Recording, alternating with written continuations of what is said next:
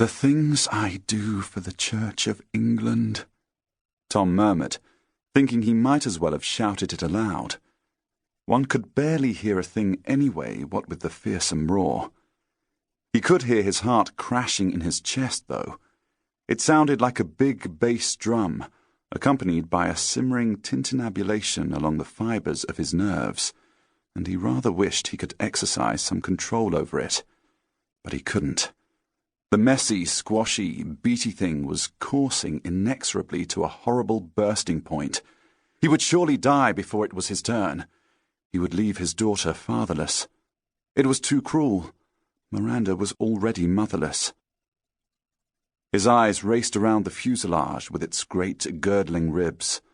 The belly of Jonah's whale would have seemed like this, if the beast were aluminium and tore through the air at alarming speed.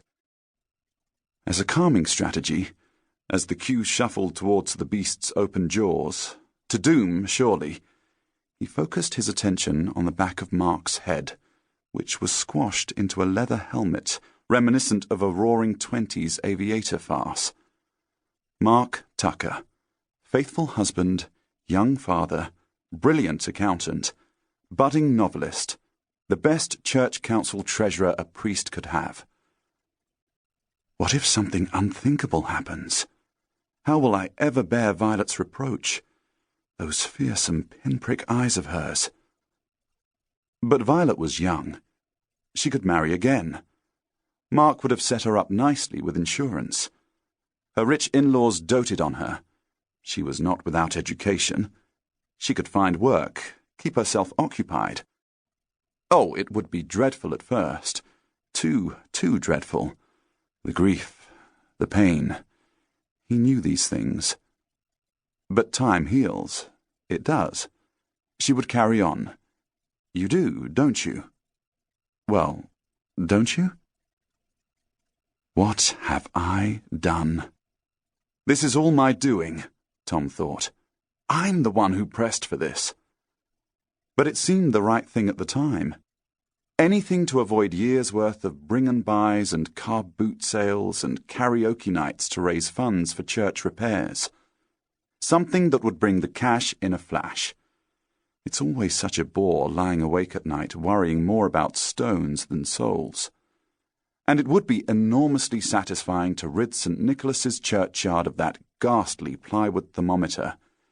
It insulted him every time he walked up the pea-shingle path to the church, with its sad little red plastic capillary and its unaccountably inelegant hand-lettering.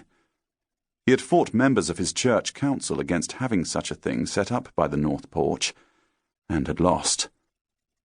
If funds raised from today's event proved insufficient, well, the village had among its citizens a lovable kleptomaniac. Perhaps it had a likeable arsonist.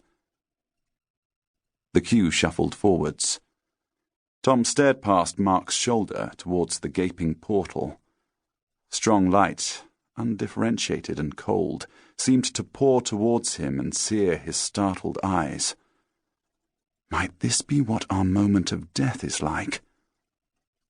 One of his parishioners in Bristol had described it thus, urgently, wonderingly, in a state of euphoria, as she faded in and out of consciousness on her deathbed. "The light, Father! The light!" she rasped, her fingernails digging into his palm. "I can see our Lord! Oh, and look! Is that Ivan Novello?" Mark bent forward slightly, and what greeted Tom's eyes, try as he did to look away, was neither beckoning Jesus nor disoriented matinee idol, but tidy, tiny patches of warm greens and golds, knitted together like a fancy patchwork coat. How delightful! Heaven might look exactly like Devon. And look! Off in the distance, the patterns of colour merged into a crease of soft grey brushed by a transcendent haze. Wasn't that... My God, it was! The Channel! How high in the air were they? And then there was a terrible shout, and Mark vanished. Tom shuffled forwards, to the head of the queue, into the full ring of light, and said a silent prayer. Now it was his turn. Blood roared in his ears.